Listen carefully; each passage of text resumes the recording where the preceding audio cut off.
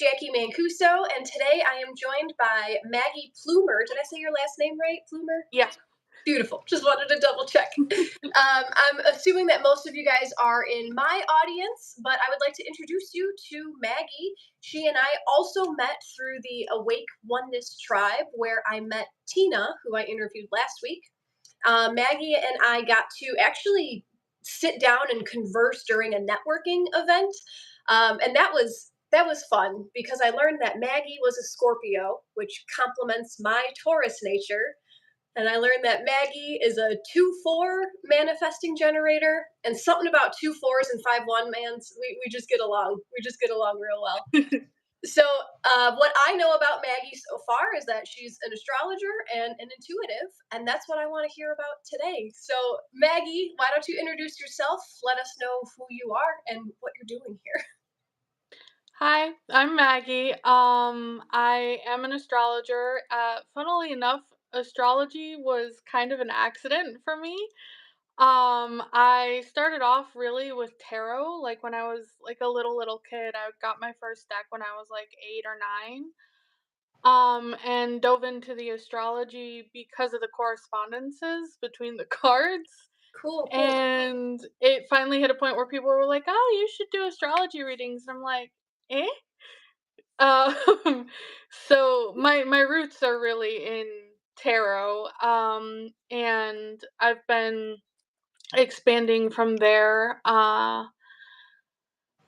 So like what I do personally is when I'm with people, I really like to create a validating environment where they're allowed to be themselves and be loved and feel like someone's really listening to them and taking care of them, because my favorite thing to do beyond that is to help people change their perspective from where they were, or from something that's very like feels tight and constraining and limiting and very like scared almost, to something that's a little bit more expansive. And I feel like the best way to do that is, I mean, we're humans and our nervous systems, if we're like scared and nervous, like I was before the call, we don't want to shift perspective. We don't want to change because any change feels like a threat if we're scared. So for me, it's always been about trying to make a person feel safe, comfortable, seen and heard before transitioning into that. And I really just use things like tarot and astrology as a tool to validate them and show them like that they're not crazy, that they're not, wrong to be thinking and feeling what they're thinking and feeling, and then to kind of show them how they can move from there. I think the skill of listening has been forgotten almost in our society, and the more that I allow myself to be listened to, I'm learning how healing just listening to someone can be, because that's one of the things that comes super naturally to me, right? I love letting people talk and share their story, and I kind of thought that everyone was like that, but the more I meet people in my life who actually want to listen to me, it's so healing. So thank you for your service when it comes to that. And that definitely, like, that skill, I believe, has to be learned through, some unpleasant events. It seems like the most compassionate healers in our lives are the ones who have been through the most shit. So, is there Yeah. stuff that has brought you to where you are now? What's your story? Where did you come from? Okay, so it all started when I was born. Um, I kidding, but also it's very true. Like, to be completely like honest and upfront, like I was sexually abused as a kid from a really young age. Um, and it's still even scary for me to say that, to put it out and be honest about it. Um, it messed with my head a lot, because I ended up in psych wards on and off from like age 17 to 23, 24, 25. um like completely coming from a place of like always being like, as a little kid, really spiritual, really like curious, very vibrant and bright, to literally I planned on dying before the age of 18 on purpose. Yeah. And thankfully I ended up in the hospital, and I know a lot of people have really traumatic experiences from that, and I have a couple too. But truly, like, my entire life has felt divinely guided in the sense that, like, anytime I hit rock bottom, there was always someone there to, like, pick me up and be like, "Okay, come on, like, keep moving just a little bit more, just a little bit more." Hmm. Um, and I really managed to, over the past, I wanna say 10 years or so, like, I've been through a lot of therapy, I've been through, um, a lot of talk therapy, but the thing that for me really shifted things was when I started working on somatic work or doing things for my body to integrate all the things. Because, like, I think a lot of us can be like, "I can overanalyze this and process this to the moon and back." Hmm. Um, but to really be in my body and feel safe in my body was what shifted things for me and made me able to really take a different perspective on things. And that's why I want to help people feel safe, is because I know what it's like to feel unsafe. And I know how to go from a deep, visceral, like, because the first time that I heard, like, we create our own realities, I had the No, I yes, don't. pretty much. I said, "Screw that." Um, and then now, where I'm at now, after having integrated everything, I realize that it can be a really empowering thing if you let it be, because if we create our own reality, yes, for regardless of what or how or why the things that we consider negative were created in our lives, that means that we can then shift that and take control over that, that we're not as powerless as we think we are. Hmm. And that's something else that I really like to do too, is to bring people back to their own power and remind them that they have the ability to do that, because I went from where I was to now I honestly feel like I'm living a freaking dream in the best possible way. Hmm. And so I just want to show people through my lived experience of, I've been through this. I've been through some things that people consider really, really terrible. And I'll be damned if I let that have control over me. I'm going to use it as a tool for me. I'm not going to let it dictate my actions in a way that I don't want it to. There's something to be said about taking responsibility for your life, right? Whether you were a Mhm. perpetrator or you were a victim, taking responsibility for your life gives you the ability to respond to what has happened. And I do want to applaud the way that what you shared just rolled off your tongue, because there's so many people in life, right, who are ashamed of where they've come from. They're ashamed of the Yeah. things that have happened. They don't want to share it because they don't want to trigger anyone else. I was actually just writing a post about shame yesterday, so this is right on the forefront. But it's when we're able to say, like, you know what, this is my life, this is my past, this is what my foundation was, and look Mhm. at what I've built from that foundation. Yeah.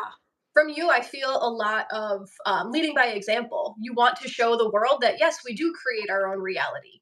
In the past, I created something that I didn't want, so now Yeah. I can create what I do want, right? Yeah, and I did feel a lot of shame for a very long time, and it's been through a journey of learning how to love myself, all of myself, and really accept all of myself, even the parts that maybe you want to be kind of swept under the rug a little bit. Um and really looking those parts of myself in the face and being like, "No, I love you for who you are. You got me to where I am today, and I'm so grateful for you. You can rest now. You can take a break. You are safe." Yes. And that's even allowed me to deepen my ability to see other people and just be accepting of who they are. So it's all really interconnected in this, the as within, so without. Like, Mhm. by looking at myself and loving myself and being really committed to that work, I'm able to show up for other people in a way that I haven't been in the past. And that lights me up so much. Like, I love being that person who can help someone feel safe and loved and heard. What are some of the ways that you do that? Or I guess mm, how have you seen your clients light up? How have you seen your friends light up because of the way that you are? Um uh, Honestly, it's one of those things where I guess it's kind of my state of being most of the time, cuz I one of the phrases that I hear most from people in general is like, "Wow, I really feel like I can truly be myself around you." And that is like the biggest compliment, because I'm just over here like, it's and someone said to me once too, like, I feel like you're really looking at things and you're just taking it as information but without judgment or moral assignment to it. And that's how I really want to approach things, is like, you could have killed a person. Like, okay, are you planning on doing that anytime soon? Hopefully, I hope not. But that's in the past. And we're completely different people from moment to moment to moment. So I want to take people where they're at and not judge them for their past, or even if they are acting out in a way that feels out of alignment for them. I want to know why. Like, I want to get curious and be like, okay, why are you doing this then? Like, what are you believing about yourself or about the world that's leading you down this road? And can we change it? Do you want to change it? Is this even working for you? Like, Mm. let's get really curious about it. And as a true Scorpio, let's really dig into it. All the way down there. Yes. That's I was just going to say that it's been astrology for me, I think, that has been the foundation of helping me realize that nothing is good or bad. Yeah. Everything just is. This is a belief. This is an action. Like, just because one person thinks it's bad doesn't mean that it is bad. So have you found the same thing through astrology? Are you able to make that connection? So I've always kind of been on the more like neutral side of things. I would call myself a very atypical Scorpio in the sense that I've never really been one to hold a grudge or like be vengeful. But for me, like, I've always kind of just been really, really curious, and I don't think it was astrology itself, but just observation of how things work, which is astrology is a system of observation anyways, so it makes sense to come to that conclusion through that. But for me, it was the observation and really trying to reconcile, like, because you hear the phrase all the time, like, everything happens for a reason. Mhm. And for obvious reasons, for a long time, that really rubbed me the wrong way. Right. But then I came to a conclusion that gave me so much peace and so much settling. And I was like, no, things happen. We make the reason, we make the meaning, we give the meaning to it. Can you dive deeper into that? Because I like that, and I want to explore that a little bit more. So it's like you were talking about how everything is kind of neither good nor bad. Like, things happen in our lives. Things are inevitably always going to happen. At the end of the day, we get to choose how we experience them. And I think if we really especially start with children, like teaching them how to take the meaning out of things or find the meaning out of things that works for them. Because if I would have been taught that as a kid, like, I think I would have had a little bit of an easier time going through what I was going through and just having support in general, really. But um that's really for me is the thing that I keep coming back to, is like, things happen. Like, whether they're negative or positive is up to us. Mhm. Like, I'm at the point now where I can look at some like, I can be shaking and terrified and fear, but I can still take that step back and be like, "Okay, but how is this helping me? Like, what can I get from this?" Mhm. And it took a lot of, like, going back to the moments, like, looking at things in retrospect to be able to do that in the moment. So I'm trying to piece a lot of things together right now. I know that you have turned off your chat feature because of people who are spamming the chat. I just want to mention there's someone in the chat who's saying like, "Don't do drugs, stop doing drugs," all that kind of stuff. And I'm assuming it's in relation to like what is good and bad. So I want to ask you when it comes to like morals and ethics, because I've been down this path for years of nothing is good, nothing is bad, Yeah. everything just happens. But then people come with like, well, what about pedophilia? Well, what about drugs? So what do you have to say about socially accepted morals and ethics when it comes to this? So, when it comes to that, it as someone who survived through pedophilia, um, it's it's one of those things where it does take some stepping out of that mindset of like, well, if it's bad or if it's, happening and it's hurting people, then it's bad. And I agree that there are things in our world that shouldn't need to happen and that's why there are so many people waking up now. But for me when it comes to that, it's recognizing that everyone was a kid once, everyone was an infant once. I reconcile that with looking at my life and being like, if I would have taken a left turn here, if I would have taken a right turn here instead, if I would have taken one step off the tightrope, I could have been just like the people who hurt me Hmm. or worse.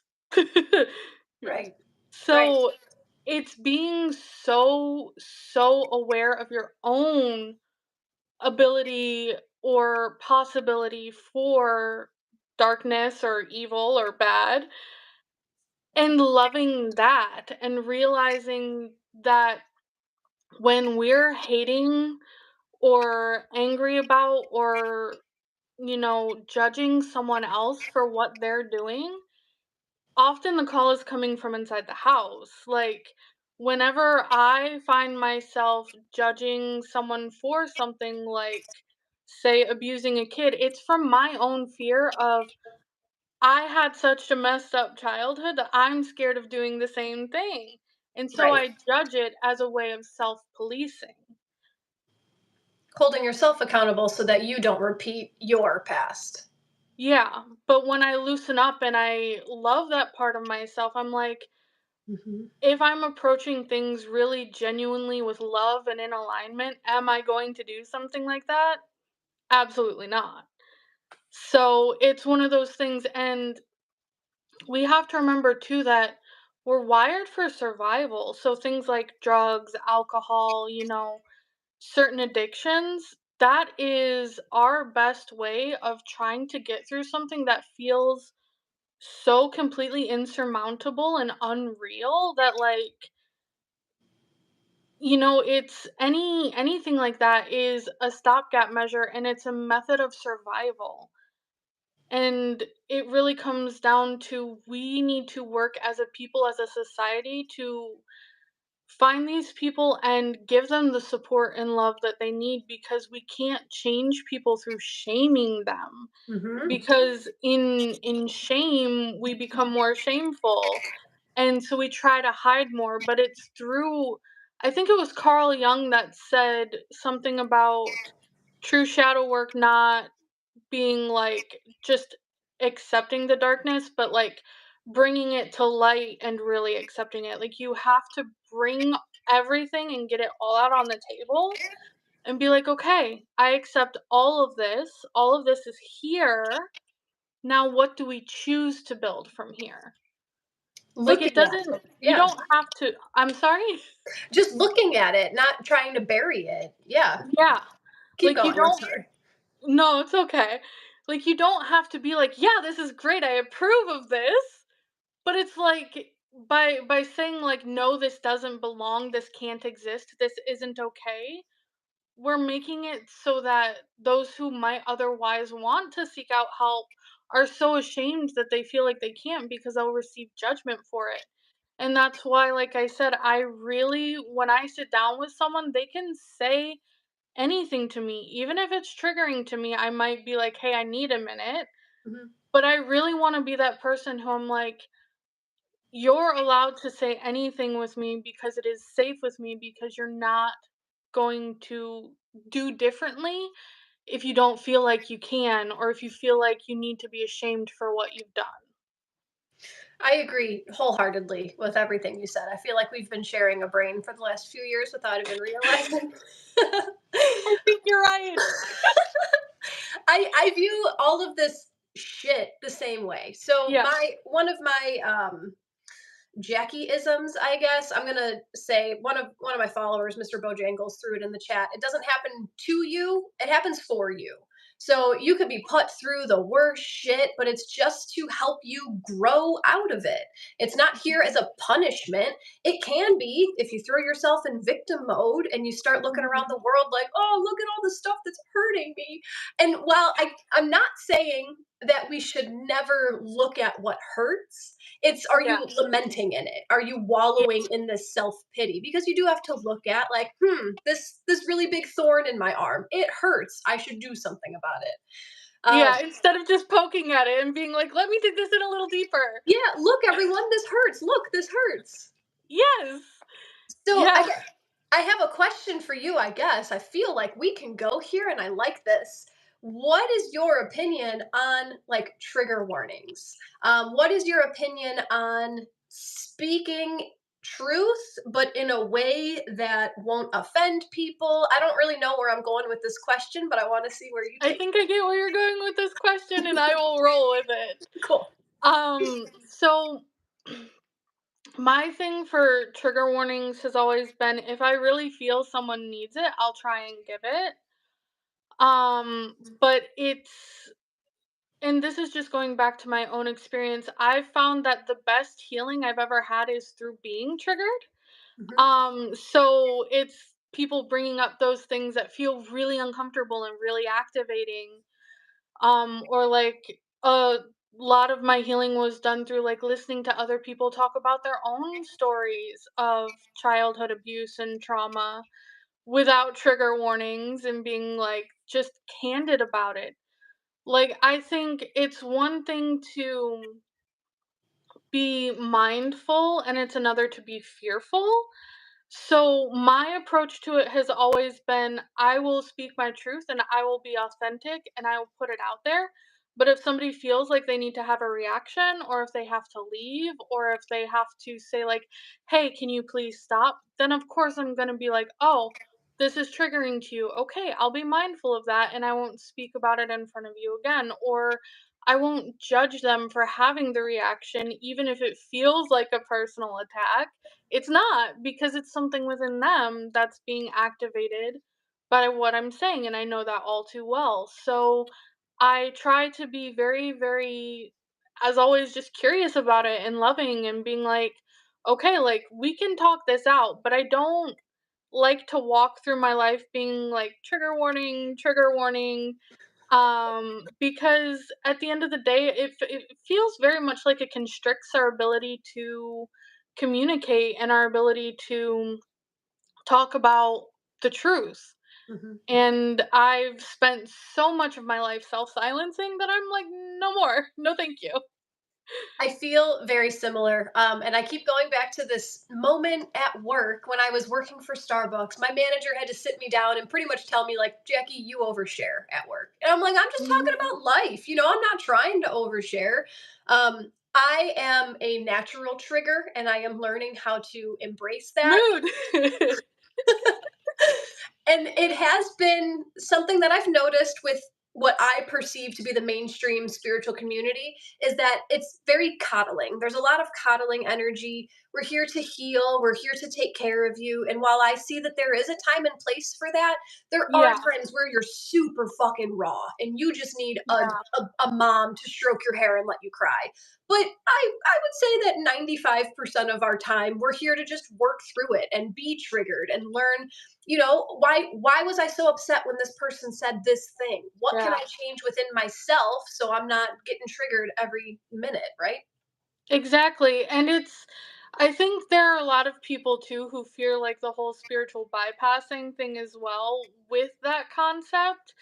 And that was something that like cuz being so naturally positive and so willing to just dig into things, I was like, okay, how do I reconcile like cuz I don't want to bypass my emotions cuz I did spend my life doing a lot of that, but not even in a spiritual way, just in a nope, I'm going to dissociate kind of way.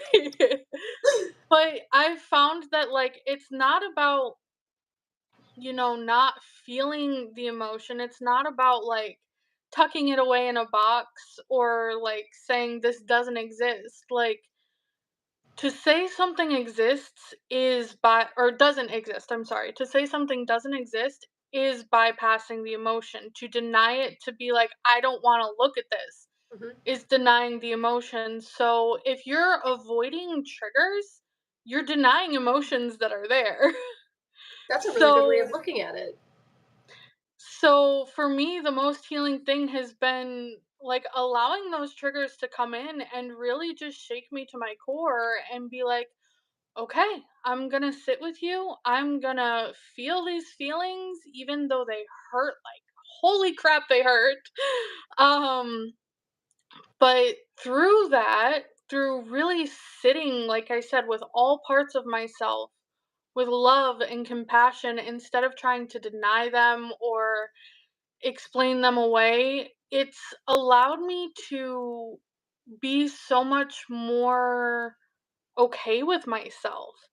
And so, like, if anyone is being like, no, you need to, like, not say the things, I'm like, okay, but why are you so uncomfortable with me saying the thing? And it also, too, gives me a moment to check, like, am I still acting in integrity? Am I still speaking in integrity? So Mhm. it's a both and. With everything, it's always, I feel like everything is all true kind of all at the same time.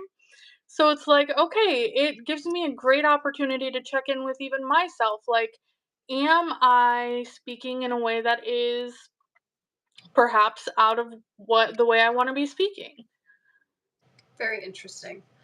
I liked what you were talking about with the emotions. If you're denying that something exists, if you're denying looking at it, you are denying yourself the feeling that it can teach you. And I did notice in your human design chart, you have an undefined emotional center. Yeah. You're talking to someone who has a defined emotional center. So I think it's interesting that we have the two opposites here. And I'm curious to hear your take on that center as far as processing emotions and letting your emotions guide you, because it seems like you've made really good friends with your emotions over the years. So can Oh you yeah. speak to that through an undefined mindset? So from what I recall, and you can correct me if I'm wrong, the undefined emotion center is kind of like we don't really necessarily, we're kind of just like naturally really even keel unless we have like a trigger, which could be a thought or something happening outside of us or something like that.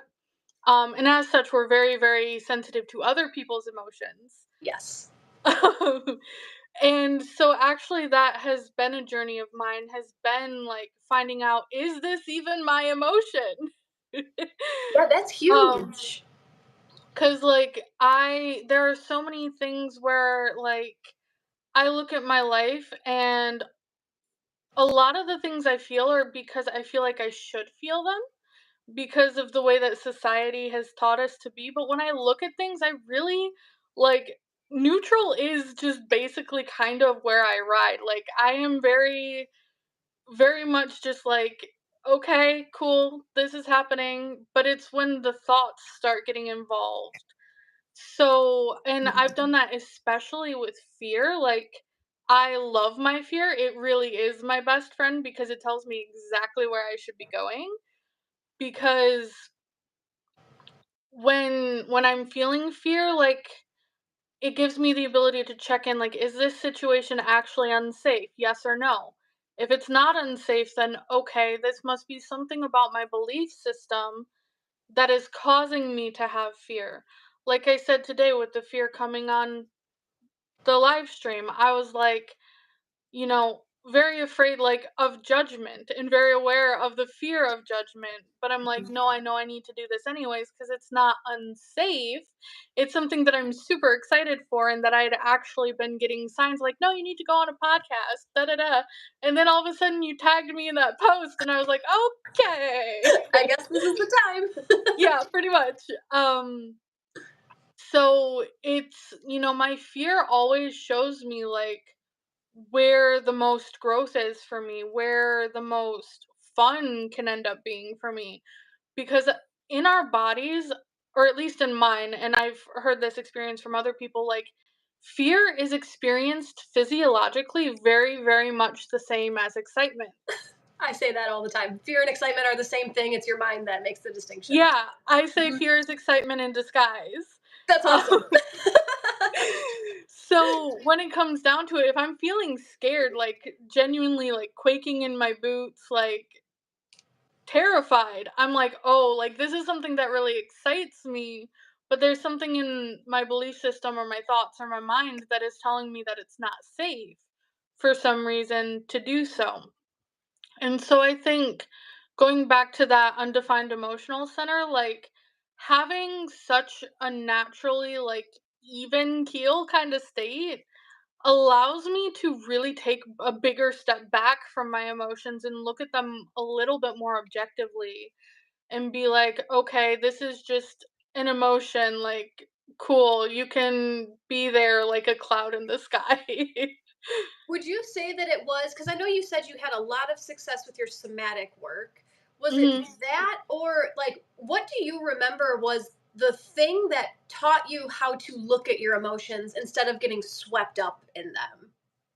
Because I feel like that's a really big issue. When people see red, there's no Yeah. talking them through it. You just gotta wait for the emotion to pass. Do you remember how you were able to take a handle on your emotions?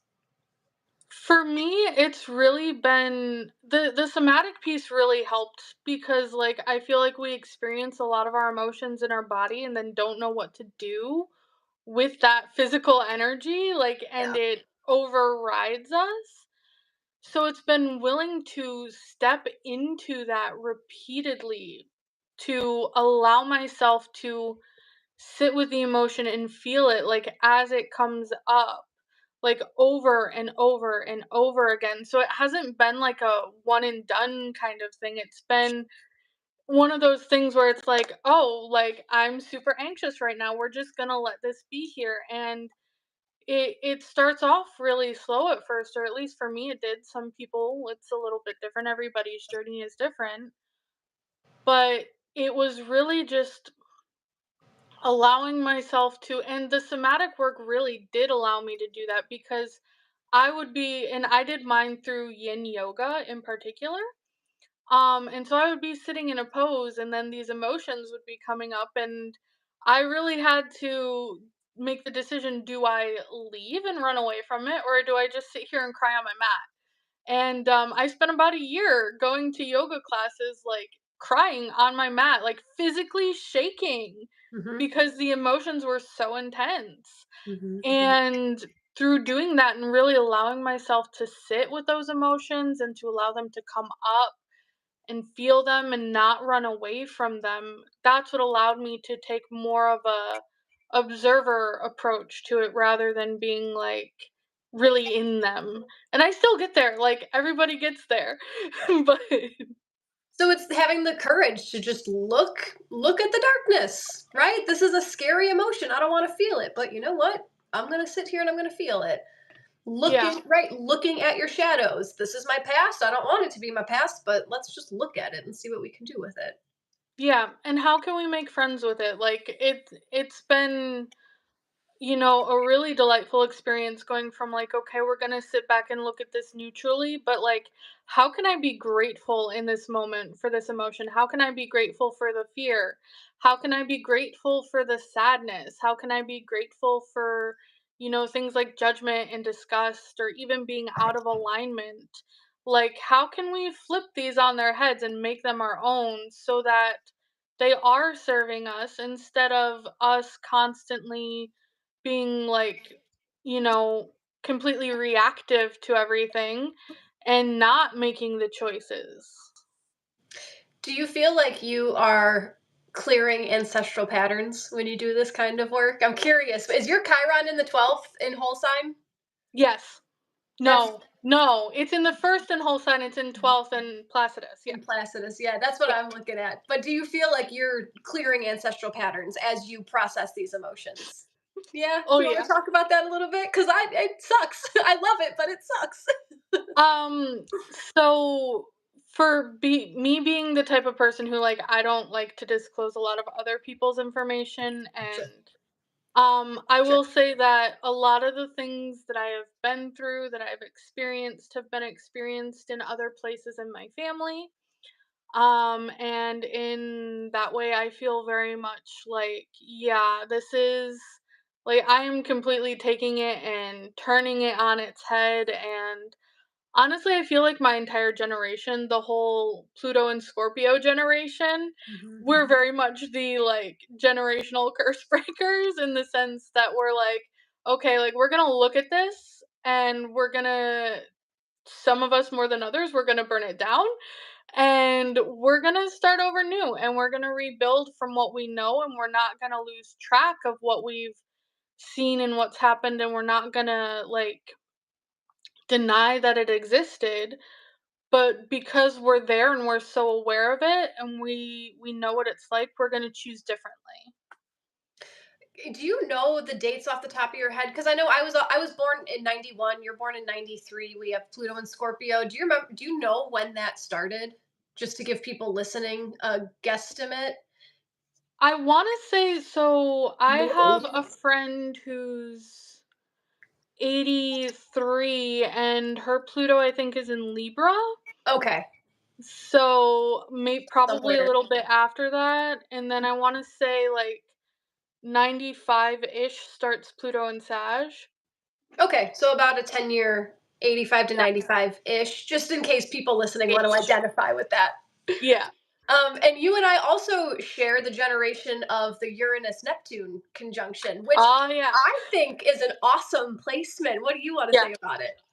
I think it's great, especially with it being in Capricorn, because like it's this very like unexpected, very dreamy, very kind of like out of nowhere.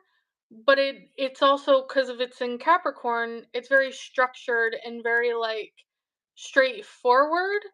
So I think what I've noticed about people my age is we're spiritual, but we're practical about it. It's like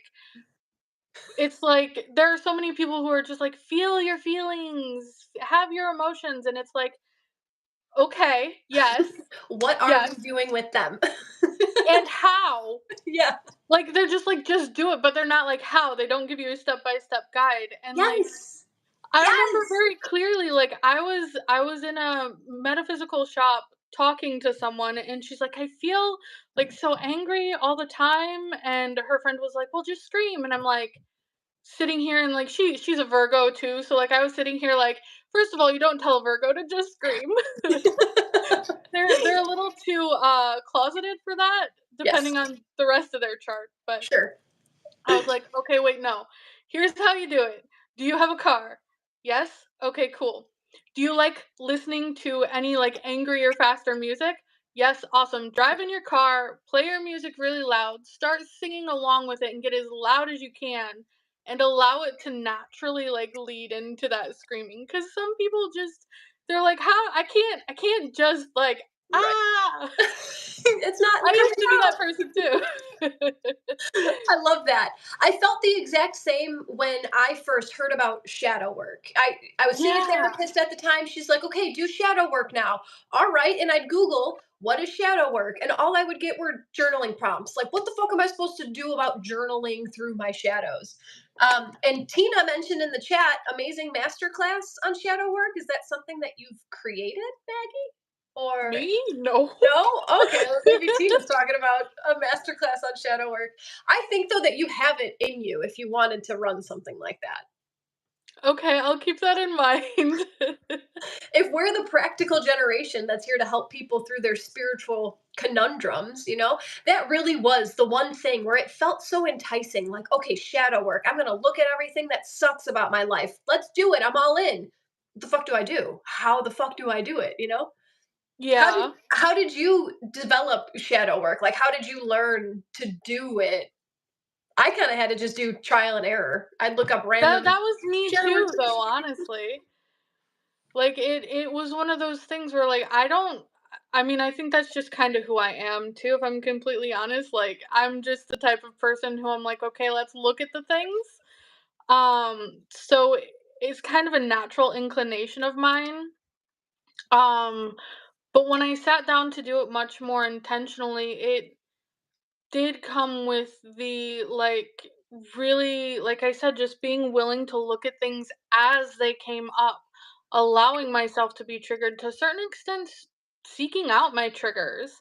Mhm, Like I for the past 2 years with my fear in particular, every time I feel really fearful about something, I'm like, okay, that's the thing that I know I need to go towards. mhm, So it's it's been one of those things is whenever the uncomfortable emotion comes up, it's been less about like, and I did do a lot of journaling, but for me, it's been an experiential thing and the experience has been the most important thing of the okay, this is uncomfortable, this is coming up. I'm going to just lean into it and see what happens. mhm. And it's been a practice of curiosity and again, self-love. Like we can't do it if we're ashamed of it. So it's also been through the process of having a lot of people in my life, my therapist at the time, and friends who helped me feel less ashamed. So it's a multifaceted thing where it's like we have to feel to a certain extent safe enough to do it, and that's why I'm so like big on like I said helping other people feel safe and like they can open up because we're not going to look at it if we don't feel like it's safe. Absolutely, absolutely. That's another I think that's part of that Capricorn Uranus Neptune conjunction. We create the container. We know how to Yeah. create that masculine container so that people can relax Yes. into it. Tina clarified, she said that this video is a Oh, masterclass on shadow work, and I I had agree a with that. feeling that's what she meant, but That's awesome. Is there anything that you love about your chart? It's okay to be a little egotistical. Like, what's your favorite part about your astrology chart? What are you most proud of? What do you claim the most in the chart that you selected for this life? all of it really, but my favorite things are would have to be my Venus conjunct my Jupiter in Libra. Yeah. Yeah. That one has helped me I think maintain that positive attitude and it's just I my mom likes to say I have a horseshoe shoved up my butt. Um I am insanely lucky and I'm insanely grateful for it. And truly all of so like I would say I really started entering spiritual spaces within the past couple of years. Like I've always been there mentally. I've always been doing the work just very much on my own. Mhm. But ever since I entered these spaces, it's always been other people coming to me saying like, "Will you come to this event? Will you do this thing? Will you, you know?" And I'm just like, if that's not that particular placement, I don't know what is. Absolutely. Yeah, especially in Libra with the relationships, like that's Yeah. definitely attracting all of that. That is a beautiful placement. And that, I mean, in both whole sign and Placidus, that falls in your second house. Yeah. So, I mean, good on you getting that luck to bring you all the resources and the self-worth that you Yeah. need, right, my dear? It only took me getting past my Saturn return. That dreaded Saturn return. Are you just on the other side of that? No, a few years. Yeah. That was a fun time. My Saturn return is when I quit my career and I became this spiritual entrepreneur, and I'm still flailing around in the ocean trying to figure out what I'm doing I here. feel you. No, my Saturn return was also in that year where the North and South nodes were also in Taurus and Scorpio. So it was also aspecting everything in my chart. Yeah, yeah, all It South was a Node. fun. That was not fun for you, It but was fun. I spent a lot of time in bed astral traveling and literally going back and rewriting my past. It was an experience. That's amazing. I get that. I call myself a masochist for life lessons. Like I'll go through whatever I need to go through as long as I know I'm going to grow on the other side. What are Yeah. you what are you looking forward to with the nodes now in Pisces and Virgo? I'm super stoked. I love this release, this drop into the collective consciousness, just flow with it. You don't need to make plans. It's happening. What do you feel? I'm really looking forward to it because I've seen like a lot of because it's in my seventh house or sixth and seventh, depending on the house system. Mhm. So for me, it's really because it's going to be aspecting my Chiron at some point too. So it's like really releasing all of that past stuff and moving forward into the future and my purpose of who I am and what I'm meant to do. So I'm super stoked for it as well. Honestly, the nodes being in Libra and Aries were worse. Like Why do you say that? it was in my second and eighth house. Okay. Okay, so it was time to confront all your shadows right now. Yeah, pretty much. Let's see. I was on disability. I lost disability. I've been somehow managing, but it's one of those things where it's like literally everything in my life just changed and took a complete left turn. Um, and I love it. I love the Tower card in tarot, but I will say it was upheaval wise much more than even going through my Saturn return because like especially because, like, annual profection-wise as well, last year for me was a Jupiter-ruled year, so it was all about expansion, and to expand, you have to change, and after having Saturn on my butt for being in 2 Saturn-ruled years, then in my Saturn return, and then dealing with all the squares and crap in my chart, I was just like, "Oh my god, it feels like a free fall." So I But you was made it through, right? Yes, 100%. I made it through and I'm thriving. It's just one of those ones where I was like, I would have taken the constriction a little bit more. Preferred that. I mean, it's speaking of like things changing and things moving forward, I kind of feel like what was it just yesterday that Jupiter Station Direct? I feel like that was a quick speeding up of everything that's happening. And then we have Uranus moving into Gemini later this year, Yeah. Neptune entering Aries later this year. Like, I feel like this is the year that it's fucking on, like for everybody. I feel Agreed. like the wheels are starting to actually gain traction now. Yeah, and it's funny that you mentioned that because I was actually thinking about that before we talked and Nice. about how like that's all kind of with all those Gemini placements happening in my 10th house. So like the Yeah. fact that I'm on this podcast feels like no accident. So Look thank at you for you. the opportunity, obviously. Yeah, absolutely. Thanks for thinking that I'm interesting enough to want to talk to me for an hour. Well, your viewpoints are so similar to mine, and I'm very interested in myself. So Ooh, look at that. See, being conceited can be good because it gets you connections. I'm just kidding. You're not I'm a conceited. Leo moon. Listen, I have to have a But the thing is the way I feel about myself, I feel about other people too. So it's like because we're all reflections of the same thing anyways. So if I wasn't interested in myself, I don't feel like I could really be interested in other people. And if I wasn't interested in other people, I couldn't be interested in myself. I love that. As within, so without. It's all the same. Exactly. I would not be surprised if we find some more topics to talk about for another hour. I feel like you and I could have these sort of conversations. This was very free flowing. I feel like we got some good stuff done. Oh Um, yeah. what would you say is coming for Maggie in the future? Where are you headed right now? Where do you want to go? Where do you need the universe to help you get?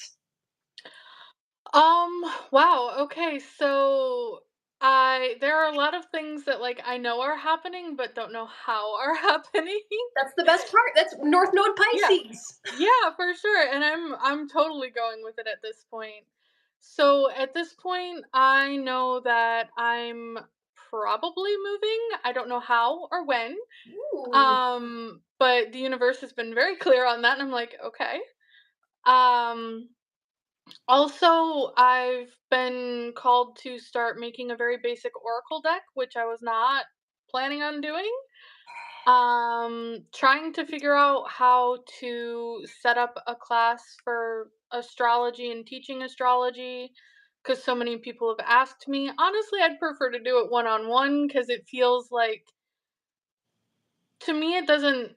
I've never liked like classroom settings. Like, I'll learn it on my own or I'll learn it one on one. I've never liked learning in a classroom setting, and I like when I teach to be able to give people a really personalized experience because I love using analogies, but I tailor them to the people that I'm working with. And if you have two people in a room who have like completely different backgrounds, it can be good, I think, to bring them together, obviously. And I think it helps when you can tailor your language to the person you're working with much more specifically, at least for me. I like to do that.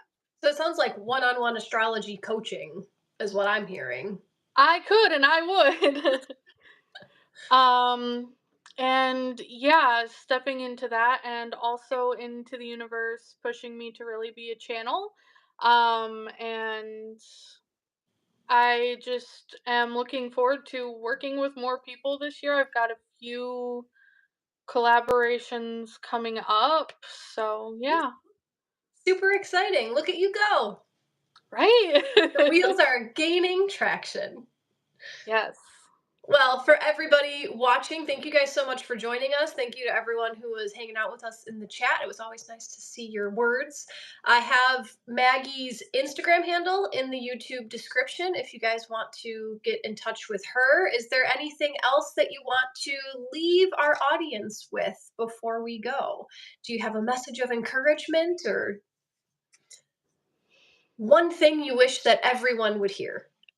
One thing I wish that everyone would hear is that no matter who they are, no matter where they are, no matter what they've done, no matter what they've been through, you are so, so loved. There is at least one person in this world who loves you. And sometimes that has to be ourself before it can be someone else, but that is still someone. You're a human being, you're alive, you exist, and therefore you're loved. That's such a beautiful message. Thank you so much. I'm gonna Thank you. cry.